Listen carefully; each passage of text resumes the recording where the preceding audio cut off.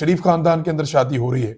अल्लाह ताला शादी को कामयाब करे, हमारी नेक तमन्नाएं, अल्लाह ताला सबके घर हंसते बसते रखे। लेकिन क्या ये लोग अवामी नुमाइंदगान कहलाने के मुस्तहिक हैं? क्या इन्हें ये हक है कि ये कहें कि ये अवामी नुमाइंदगान है? यानी अरबों रुपए की नमूदो नुमाइश एक ऐसे मुल्क के हुक्मरानों के घर की शादी में हो रही है जिस मुल्क के लोग भूखे हैं, जिस मुल्क के लोग बेरोजगार हैं, जिस मुल्क के लोग कश्तियों के अंदर मारे जा रहे हैं, जिस मुल्क के अंदर मिलिट्री ऑपरेशंस चल रहे हैं, जिस मुल्क में वसाइल के कब्जे की एक जंग लगी हुई है, जहां आधे पाकिस्तानी, उस मुल्क के आधे बाशिंदे वो गुर्बत की लकीर से नीचे जा चुके हैं, जहां बेरोजगारी के नए रिकॉर्ड बन रहे हैं, जहां महंगाई का तूफान आया हुआ है। कोई एक चीज भी आपने ऐसी देखी इस शादी के अंदर, जो विजुअल जो चीजें आपको नजर आ रही हो, जिसमें अवाम झलकती हो कि जनाब ये अवाम के साथ या अवाम की तरह के कोई लोग हैं? देखिए, जो लोग अमीर हैं या कारोबारी हैं वो लोग अपना पैसा खर्च करते हैं, और अगर उनके पास पैसे हैं तो वो खर्च करें भी, क्योंकि वो पैसा खर्च करते हैं तो उससे कारोबार चलता है। जो अमीर लोग होते हैं वो ये कर सकते हैं जिन्होंने ये पैसा खुद बनाया है। लेकिन जो लोग अवामी नुमाइंदे होने का दावा करते हैं कि हम अवाम के नुमाइंदे हैं, क्या उन्हें ये चीज जेब देती है या उन्हें ये चीज करनी चाहिए? मेरे ख्याल में वो ये नहीं कर सकते। इससे बड़ा नेगेटिव मैसेज जाता है उस मुल्क के लोगों में। क्या पाकिस्तानी कौम को ये पैगाम दे रहे हैं हम कि यहां दो अलग अलग दुनियाएं, दो अलग अलग किस्म के मुल्क बने हुए हैं? एक दुनिया में हमारे हुक्मरान, हमारे जर्नैल, हमारे जजेस, हमारे बाबू और बड़े बड़े ताकतवर लोग, अशराफिया का एक बड़ा हिस्सा उस दुनिया में रहता है, जबकि हम बाकी लोग जो है वो कीड़े मकोड़े हैं और वो एक दूसरी दुनिया में रहते हैं। एक दुनिया में खुशहाली है, दौलत की चकाचौंध है, चमकते हुए चेहरे हैं और महंगे तरीन लिबास है और आसाइशों की भरमार है, और दूसरी दुनिया में तकलीफ है, दर्द है, बीमारी है, मजबूरी है, बेबसी है, चंद नवालों के लिए भी जिद्दोजहद। ये दो अलग अलग दुनिया है। अपनी मेहनत से मकाम पाना, अपने लिए, अपने खानदान के लिए आसानियां पैदा करना, ये सबका हक है, सबको ये करना चाहिए। लेकिन अगर आप खुद को अवामी नुमाइंदा कहते हैं कि हम अवाम के लिए, हमारा दिल धड़कता है, हम अवाम के नुमाइंदे हैं, तो फिर आपको ऐसा नहीं दिखना चाहिए जो कुछ हम ये देख रहे हैं। यानी दुनिया भर के मीडिया बता रहा है कि पता नहीं फलाने फलाने मुल्क से लिबास आए हुए हैं, फलाने फलाने मुल्क से जेवरात आए हुए हैं, फलानी फलानी जगह से जो है ये चीजें लाई गई हैं, बेहतरीन दुनिया के म्यूजिशियन जो हैं वो यहाँ पे ऑर्केस्ट्रा बजाएंगे।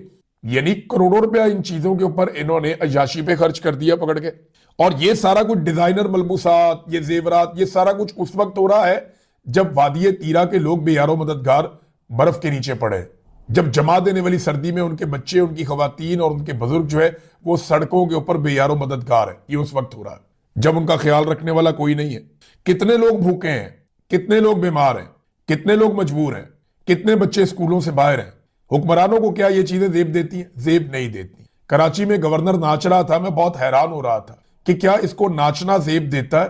पाकिस्तान में स्कूलों की सबसे बदतरीन सूरत सिंध के अंदर है और गवर्नर नाच रहा था। जब हुक्मरानों में और अवाम के अंदर इतना बड़ा डिस्टेंस क्रिएट हो जाए, इतना ज्यादा फासला बढ़ जाए, तो फिर यह नतीजा निकलता है कि लोग बदजन हो जाते हैं। फिर आपको यह करना पड़ता है, इस उम्र के लोगों को निकाल दो इलेक्शन में से, इस उम्र के लोगों का वोट का हक ले लो, फिर हम ये भी कर देंगे, वो भी कर देंगे, फस्तायत, जुल्म, जबर, और एंड में निकलता क्या? फॉर्म 47। देखिए, एक तरफ अशराफिया की बेटी है, बहुत सारी बेटियां हमने देखी, अशराफिया की बेटियां, शादी चल रही है जी कमाल किस्म, महंगे तरीन मलबूसात हैं, खुशबुओं का एक जहान आबाद है वहां। और एक तरफ उसी शहर में, लाहौर में, एक रिक्शे वाले की 4 बेटियां। कहानी याद है ना आपको? पुलिस उसके घर में आती है, उसे आकर कहती है चल भाई तू पीटीआई का है। वो कहता है भाई कोई वीडियो दिखाओ, कोई चीज दिखाओ, मैं पीटीआई का हूं, तो मुझे कुछ साबित तो करो कि पीटीआई का हूं। और क्या पीटीआई का होना कोई इतना बड़ा जुर्म है कि तुम घर जाओगे और घर के अंदर घुस के एक रिक्शा ड्राइवर को, शरीफ आदमी को उठाकर घसीट कर ले जाओगे? पुलिस ने उसे घसीटना शुरू किया, उसके साथ जुल्म शुरू किया। उसकी 3 बेटियां उसके साथ लिपट गई। वो बड़ी थी, उन्होंने कहा जी हम अपने बाप को नहीं जाने देंगे, आप हमारे बाप को ले जाओगे, ज्यादती करोगे, आप इसको जेल में बंद करोगे, हम अपने बाप को नहीं जाने देंगी। वहां लड़ाई शुरू हो जाती है। वो बेटियां रोक रही हैं, अपने बाप के साथ लिपट गई हैं, पुलिस वाले बाप को गिरेबान से पकड़ के घसीट रहे हैं। यहां से कमर से जो ये बेल्ट वाला जो एरिया होता है ना, नाले वाला, यहां से पकड़ते हैं पुलिस, उसे घसीट रहे हैं, बाहर निकाल रहे हैं। जब बात नहीं बन रही थी तो जो छोटी बेटी है उसके सर पे पुलिस वाला पिस्तौल रखता है। छोटी बेटी के सर पे बंदूक रख के पुलिस कहती है कि जाता है या नहीं जाता हमारे साथ। तो वहां वो आदमी हिम्मत हार जाता है, वो कहता है चलो। उनके साथ जाकर गाड़ी में बैठता है, अपनी बेटियों को तसल्ली देता है कि मैं आता हूं। और जब वो गाड़ी में बैठ के पुलिस के साथ जा रहा था, इतना दिल बर्दाश्त हुआ कि उसे हार्ट अटैक आ गया। उसकी आंखों के सामने से मंजर नहीं जा रहा था, उसकी बेटी के सर पे पिस्तौल रखा हुआ है एक ऐसे आदमी ने जिसे इससे पहले वो जानता भी नहीं था, और रियासत ने, ये पिस्तौल का मालिक भी वो रिक्शे वाला है, और वो गाड़ी के अंदर उसको हार्ट अटैक आया, वो मर गया। तो पुलिस ने उनको आगाह किया कि आके अपने बाप की लाश ले जाओ। एक तरफ वो रिक्शे वाले की 4 बेटियां, एक तरफ यहां अशराफिया की बच्चियां। आप देखें, खुशबुओं का एक जहान आबाद है, दुनिया के महंगे तरीन डिजाइनर बलबूसात हैं। ये 2 अलग अलग दुनिया नादरी, और यही नफरत को जन्म देती। दुनिया का कोई भी मुहज्जब मुल्क होता ना, या कोई मुहज्जब कौम होती, मैं पाकिस्तानियों से बिल्कुल मायूस नहीं हूं, लेकिन इमरान खान ने भी ये बात की थी, मुझे मजबूरन ये बात दोबारा कहनी पड़ेगी कि पाकिस्तानियों आप लोग बहुत सुस्त हो, आपको जगाने में बहुत टाइम लग जाता है, आप लोगों को बात समझ नहीं आती, आपके साथ भी ये रिक्शे वाले वाला सलूक होगा। मैं हर आम पाकिस्तानी को कहना चाहता हूं कि अगर आपने ये काया ना पलट दी, अगर आपने इनकी तबीयत दुरुस्त ना की, तो ये आपके साथ वही करेंगे जो उस रिक्शे वाले के साथ किया, उसकी बेटियों के साथ किया। वो 4 बेटियां सोग मना रही हैं, अशराफी की बेटियां जो हैं वो जश्न मना रही हैं। ये फर्क है जी, 2 अलग अलग दुनिया, 2 अलग अलग पाकिस्तान। पाकिस्तानी ना निकले और इस निजाम की बिसात को ना पलट दिया तो याद रख ले, मेरी बात लिख कर रख ले कि बारी बारी सबकी बारी। आप सबको एक दिन इस जुल्म का सामना करना पड़ेगा। पॉलिटिकल फेसेस बदलते रहेंगे, कभी कोई आएगा, कभी कोई आएगा, कभी कोई आएगा। एस्टेब्लिशमेंट यही रहेगी, ये इंजॉय करती रहेगी, इनके बच्चे इंजॉय करते रहेंगे, ये दुनिया के महंगे तरीन इलाकों में जाएंगे, ये दुनिया की शानदार इंजॉयमेंट करेंगे बगैर किसी मेहनत के। मेहनत आप करेंगे, खाएंगे, ये इंजॉय करेंगे। बस मुझे यहां तक इस पे यही कहना था। खबरें हैं कुछ आपके साथ शेयर करता हूं। वजीर आजम पाकिस्तान दोबारा IMF की मिन्नतें करने जा रहे हैं, और IMF की जो मैनेजिंग डायरेक्टर है उनके साथ वजीर आजम अब मुलाकात करेंगे, क्योंकि जो कारनामे शरीफ खानदान ने और जरदारी खानदान ने किया है उसकी कीमत पाकिस्तान की सारी इंडस्ट्री और सारे पाकिस्तानी चुका रहे हैं। कैसे, मैं आपको बताता हूं। इन्होंने नाकाबिले फहम किस्म के, अजीबो गरीब किस्म के, जब किसी को समझ भी नहीं आते उस तरह के LNG के महंगे तरीन मुआहदे कर लिए। इन्होंने मुआहदे करके LNG बहुत ज्यादा कीमत पर खरीद ली और बहुत लंबा मुआहदा कर लिया। अब आपका इस्तेमाल कम है, आपके पास LNG ज्यादा है। दुनिया में LNG सस्ती हो रही है, लेकिन आपने क्योंकि मुआहदे कर लिए तो आपको महंगी खरीदनी पड़ेगी। तो नवाज शरीफ साहब ने जो घटिया लंबे मुआहदे किए LNG के, वो पाकिस्तान की जड़ों में बैठ गए। फिर इन्होंने IPPs के अजीबो गरीब किस्म के मुआहदे किए कि IPPs को लाकर बैठा दिया, आप बिजली बनाएं या ना बनाएं, हम आपको पैसा देंगे, हर महीने बिल आपको मिलेगा। और फिर पाकिस्तान की कैपेसिटी से दुगनी इस्तेमाल जितना हमें चाहिए था, हमें अगर 100 यूनिट चाहिए था तो इन्होंने 250 यूनिट बिजली बना दी पाकिस्तान में। अब वो सारे IPPs फारिग बैठे, उनको बिल हर महीने जा रहा है, और जा कहां से रहा है? पाकिस्तानियों की जेब से। और वो कमीशन किसको दे रहे हैं आप बेहतर समझ। तो शरीफों ने और जरदारियों ने मिलकर जो एनर्जी की प्राइसेस बढ़ाई पाकिस्तान में LNG और बिजली के जरिए से, LNG के मुआहदों और IPPs के जरिए से, उनकी वजह से पाकिस्तानियों की कमर टूट गई। पाकिस्तान की इंडस्ट्री मुकाबला करने से बाहर हो गई, और अब हालात ये है कि अगर आप सब्सिडी ना दें तो इंडस्ट्री चल नहीं सकती। यानी आप अरबों डॉलर या अरबों रुपए आप देते रहेंगे तो आपकी इंडस्ट्री चलेगी, अदरवाइज आपकी इंडस्ट्री नहीं चल सकती। ज्यादातर इंडस्ट्री पाकिस्तान की बंद हो रही है। मैं बहुत मोहतात भी बात करूं तो 25 से 30% टेक्सटाइल इंडस्ट्री आपकी खत्म हो गई है। किसान आपका पूरी तरह से बर्बाद हो गया। अब बची कुची इंडस्ट्री को और कारोबारी हजरात को बचाने के लिए, देखिए सबको तो PIA तोहफे में नहीं दे सकते ना, ये सबको तो ये बड़े बड़े अपनी जो सरकारी महकमे वो तोहफे में नहीं दे सकते। बाकी लोगों ने तो मेहनत करके पैसे कमाने हैं। तो कॉस्ट ऑफ प्रोडक्शन बहुत ज्यादा हो गई, क्योंकि पाकिस्तान में LNG और IPPs वाले गंद की वजह से ये इतना महंगा हो गया पाकिस्तान के अंदर प्रोडक्शन करना कि जो सनतकार हैं वो भागना शुरू हो गए। अब उन्हें रोकने के लिए ये IMF से दोबारा दरखास्त करेंगे कि जनाब हम 2000 अरब का कोई एक रिलीफ पैकेज देना चाहते हैं सनतकारों को, हमें ये देने दिया जाए। हालात इनके पता क्या है, इन्होंने जिस नौयत के मुआहदे किए उसके बाद पाकिस्तान के साथ क्या हुआ, इसको अगर आप जानना चाहते हैं तो ये एक खबर आप देखिए कि बिजली के शोबे में 800 अरब रुपए की मनफी इक्विटी सालाना कारकर्दगी रिपोर्ट आई है। ये इन्होंने पाकिस्तान के साथ किया नादरीन। और 6 बिजली की तकसीम कार कंपनियां मुसलसल उनको नुकसानात हो रहे हैं, बिजली चोरी नहीं रोक पाए ये, और सर्कुलर डेथ जो है वो बढ़ता हुआ बोझ बनता जा रहा है। इस वक्त तक जो पावर सेक्टर के कुल वाजिबात हैं, पावर सेक्टर के कुल वाजिबात इस वक्त तक 9.2 खरब यानी 9,200 अरब तक पहुंच गए हैं। ये इन्होंने किया पाकिस्तान के साथ पिछले 15-20 साल में। जरदारी साहब आए, उन्होंने जनाब राजा रेंटल साहब तबाहियां फेर दी। नून लीग ने उनको नाम दिया था, फिर खुद आए फिर भी वही काम किए। ऐसे आईपीपी के मुआहदे किए कि बेड़ा गर्क कर दिया, मईशत को ऐसा टीका लगाया कि आज 9,200 अरब आपको डायरेक्टली देना है। ये आपके जिम्मे सिर्फ वाजिबात हैं पावर सेक्टर में, ये इन्होंने किया पाकिस्तान के साथ। नाजरीन, अब क्योंकि तीरा में ऑपरेशन हो रहा है तो बाजोड़ पे भी तवज्जो आएगी। बाजोड़ में पहले भी ऑपरेशन हुए, बार बार हुए हैं। बाजोड़ का मामला यह है कि वहां पे बहुत कीमती मादनियात है, शानदार किस्म की मादनियात है। तो वजीर आला खैबर पख्तूनख्वा बेशक नौजवान है लेकिन बहुत तजर्बाकार है। ये जनाब गए और जाके इन्होंने बाजोड़ के पार्लियामेंटेरियंस, कौमी मशरान और अमायदीन पर मुश्तमिल एक जरगे से इन्होंने जाके मुलाकात की। और ये जो जरगा बैठा बाजोड़ के हवाले से, इसमें बहुत सारी चीज़ों के ऊपर उन्होंने गौर किया और जो लोगों के मकानात को, लोगों के दुकानों को, लोगों के कारोबार को जितना भी नुकसान हुआ है उसके अजाले के लिए यहाँ पे तजावीज़ पेश की गई। लेकिन अब बारी बारी सबकी बारी, मैं बार बार ये कहता हूँ, जब एक इलाके में ऑपरेशन हो रहा होता है तो दूसरे इलाके के लोगों को लगता है कि हम पे ऑपरेशन नहीं आएगा। नादरीन, एक आपको अजीब चीज़ बताता हूँ और ये रियलिटी है। हुकूमत इस वक्त कुछ मीटिंग्स कर रही है और खबरें चला रही है कि जनाब हम 8 फरवरी को लॉन्ग मार्च को रोकने की तैयारी कर, यानी अटक में कोई मीटिंग हो गई पुलिस वालों की, इस्लामाबाद में कुछ तैयारियां शुरू हो गई। तो हुकूमत ने ये खबरें जानबूझकर फैलाना शुरू की। हुकूमत ये चाहती है कि जैसे माजी में पाकिस्तान तहरीक इंसाफ डी चौक की तरफ आती थी, वैसे ही अब दोबारा भी वो डी चौक की तरफ आए, क्योंकि जब वो डी चौक की तरफ आएंगे तो हुकूमत के लिए काम बड़ा आसान हो जाता कि पूरे पाकिस्तान से फ्लो बढ़ता है डी चौक की तरफ। ये आगे रुकावटें खड़ी करते हैं, लोगों को आहिस्ता आहिस्ता आहिस्ता कमजोर करते करते डी चौक तक बिल्कुल कमजोर कर देते, क्योंकि ये इनका तजुर्बा हो गया ना। जैसे इमरान खान का डी चौक पहुंचने का तजुर्बा हो गया या पीटीआई का कि वो पहुंच जरूर जाते हैं, इसी तरह इनका भी तजुर्बा हो गया कि डी चौक आते आते लोगों को इतना कमजोर कर दो कि फिर वो डी चौक के अंदर मुजामत ना कर सके, और अगर ज्यादा ताकत में आ जाए या ज्यादा तादाद में आ जाए तो फिर उनके ऊपर गोली चलाने का एक ऑप्शन भी होता है, जो ये पहले चला चुके हैं।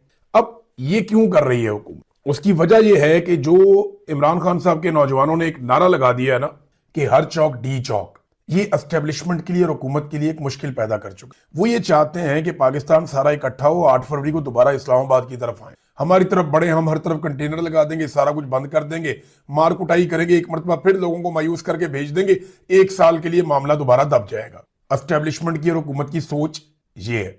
ये जो हर चौक डी चौक वाला फार्मूला ना, इससे उन्हें घबराहट हो रही। प्रॉब्लम पता है क्या है? मैं आपको बताता हूं। मसला यह है कि पाकिस्तान में जब भी कोई सियासी नारा लग जाता है ना, तो जल्दी हो या देर से हो, वो काम होता जरूर है। जब लोगों ने नारा लगाया ना पहली दफा, गो नवाज गो, तो फिर नवाज को जाना था, जल्दी हो या देर से हो। इस मुल्क में गो मुशर्रफ गो का नारा तब लगा जब परवेज मुशर्रफ बहुत ताकतवर था, फिर परवेज मुशर्रफ को भी जाना पड़ा।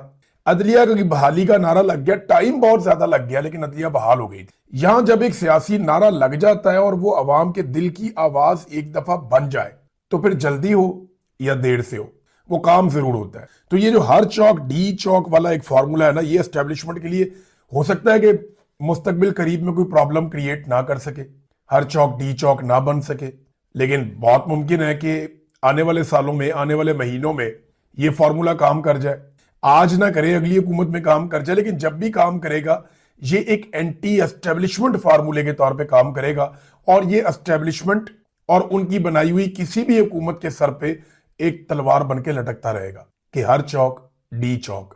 अब ये होना जरूर है, ये आज हो जाए, कल हो जाए, परसों हो जाए, लेकिन ये तमाशा इस कौम ने देखना भी है और यहां लगाना भी है, और ये हम भी होता हुआ देखेंगे। इंशाल्लाह एक वक्त आएगा कि एस्टेब्लिशमेंट के लिए मुश्किल पैदा हो जाएगी, तो ये तलवार बन के उनके सर के ऊपर लटक रहा है।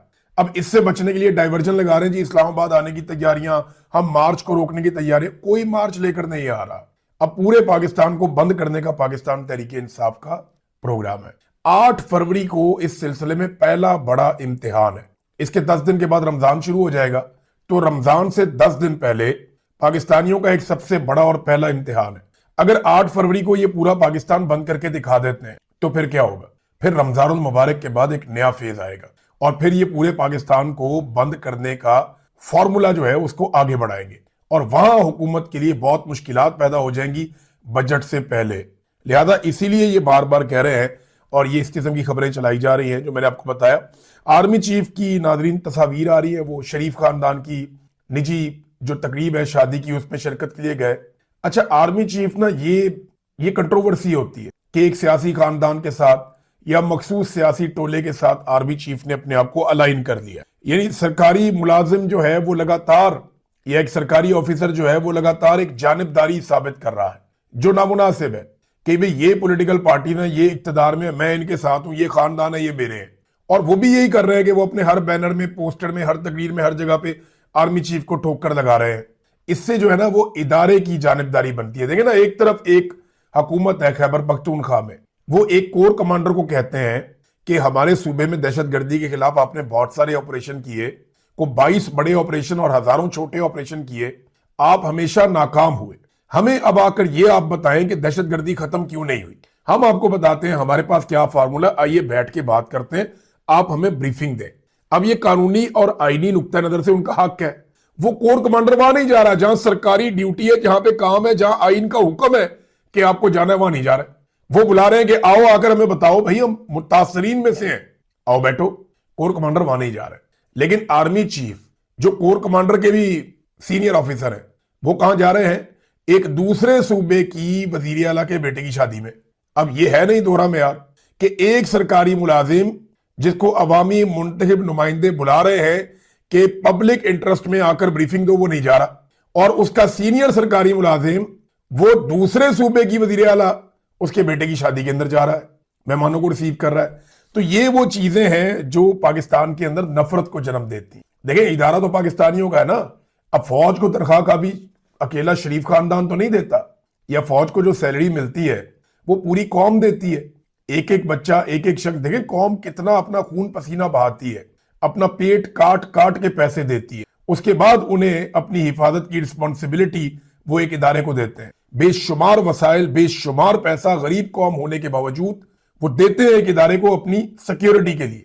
और वो इदारा जो है वो अगर जानबदारी का मुजाहरा करे उसके सरबराह, तो फिर मनफी तासुर बनता है, मुस्बत नहीं बनता। अच्छा, एक और चीज मैं देख रहा हूं, और ये दानिश्वर जानबूझ के कर रहे हैं ये हरकतें, खास तौर पे अफसार आलम ने ये हरकत की है, बड़ी नामुनासिब। शफीउल्लाह जान बात कर रहे थे, ऑपरेशन पे बात हो रही थी, हमारी मर्जी के खिलाफ ऑपरेशन हो रहा है। अब बहुत सारे लोग ये साबित करना चाहते हैं कि नहीं जी नहीं, ऑपरेशन तो जनाब सुहेल आफरीदी की मर्जी से हो रहा है, ये साबित करना चाह रहे हैं। हालांकि वो बार बार कह रहे हैं जनाब हमारी मर्जी से नहीं हो रहा, हम इन्हें कह रहे हैं कि जरगे की बात मानो, हम इन्हें कह रहे हैं कि बैठो हमारे साथ बात करो। ये कोई बात सुनने के लिए तैयार नहीं है। बंदूक के बलबूते पे जबरदस्ती ऑपरेशन किया जा रहा है। हम कलम वाले और दलील वाले लोग हैं, तो हम तो अब बंदूक उठा के सामना नहीं कर सकते, तो ये जबरदस्ती ऑपरेशन किया जा रहा है। तो बड़ी एक भोंडी और गलीज किस्म का क्वेश्चन जो है वो अफसार आलम ने किया, तो फिर आप पैकेज क्यों दे रहे हैं? अंदाजा करें आप। यानी सवाल ये है, और मुख्तलिफ लोग कर रहे हैं। मैं तलत हुसैन से एक्सपेक्ट कर रहा था इस किस्म का सवाल, लेकिन ये सवाल मैंने अफसार आलम के मुंह से सुना। मैं ये एक्सपेक्ट कर रहा था कि तलत हुसैन इस लेवल तक जाएंगे, लेकिन चले सवाल आप देखें ना। वो ये कहते हैं कि अगर ऑपरेशन आपकी मर्जी से नहीं हो रहा, तो ऑपरेशन से जो मुतासरीन हैं आप उनकी मदद के लिए पैकेज क्यों दे रहे हैं, आप उनकी मदद क्यों कर रहे हैं? यानी आप मजलूम के साथ अगर खड़े हो रहे हैं तो आप जुल्म में शरीक हैं। ये अजीबोगरीब बात नहीं है।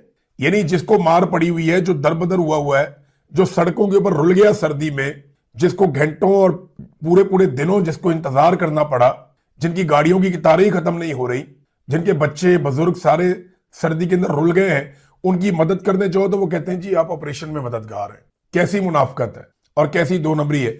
इनकी सहाफत भी ऐसी और इनकी दानिशवरी भी ऐसी। नाज़रीन, तहरीके तहफ़्फ़ुज़ आईन पाकिस्तान का एक एलामिया आ गया। वो एलामिया मैं पहले आपके सामने रख देता हूँ, ये इंपॉर्टेंट है खबर। और इसमें कराची के अंदर ये सारे लोग बैठे और बैठ के कराची प्रेस क्लब का बहुत शुक्रिया भी अदा किया जिन्होंने इन्हें मौका दिया। और जो इनके मुतालबात सामने आए उनमें नंबर 1 मुतालबा है शफाफ इंतखाबात।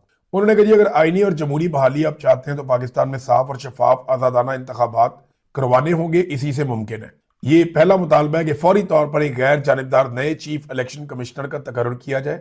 नए और बाइख्तियार इलेक्शन कमीशन के तहत साफ और शफाफ इंतखाबात करवाए जाए। और 8 फरवरी के तो उन्होंने कहा कि साथ ही आपको पता है कि वो तो धांधली ज़दा थे, उनकी तहकीकात करवाई जाए।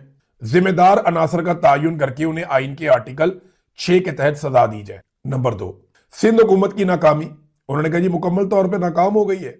ये जो गुल प्लाजा वाला वाकया है इसकी उन्होंने मिसाल दी। और गुल प्लाजा वाला वाकया नाज़रीन बड़ा ही दिलखराश वाकया है, बहुत तकलीफ दे वाकया है। वहां पे कुछ ऑडियोज बाहर आई हैं जहां पे जो लोग जल रहे हैं उस प्लाजे में, वो अपनी आखिरी ऑडियोज भेज रहे हैं कि अगर कोई गलती हो गई तो माफ कर देना, और लोग चिल्ला रहे हैं कि दरवाजा खोलो, उनके दरवाजे के बाहर आग है, वो और ज्यादा फैल जाएगी, अंदर आ जाएगी, और हर तरफ से घुटन हो रही है। बड़ी तकलीफ में उन लोगों ने अपनी जान दी है, और उनके प्यारे जो है वो उनकी ऑडियो शेयर कर रहे हैं। 23 घंटे गुजरने के बाद जो कराची का मेयर है वो वहां पे पहुंचा है, फायर ब्रिगेड मौके पर नहीं पहुंची, पूरा प्लाजा जो है वो राख का ढेर बन गया और आग बुझाने वाला कोई नहीं था। 65 के करीब लोग लापता हैं, ये मेयर ने कंफर्म किया, और अब तक की जो इतला के मुताबिक 6 अफराद इस सारे सानहे के अंदर जाँ बहक हो गए हैं। तो कोई निजाम ही नहीं है कराची के अंदर। ये प्लाजे बन रहे हैं, ऊपर नीचे बन रहे हैं, वहां पे फायर सेफ्टी का कोई तरीकाकार ही नहीं है। पूरी दुनिया में प्लाजे बनते हैं, पूरी दुनिया में आग लगने के वाकयात होते हैं, लेकिन आगे बुझती भी बहुत तेज है, बहुत जल्दी। कराची इतना बड़ा शहर है, वहां के शहरी टैक्स दे देकर थक गए, लेकिन आज तक फायर ब्रिगेड का लोगों की जान बचाने का कोई निजाम ही नहीं दे पाए। पिछली सदी में जो ममालिक थे उन्होंने ये काम कर लिया था, और हम एक सदी के बाद भी ऐसा लगता है कि 2 सदियां पीछे जी रहे हैं।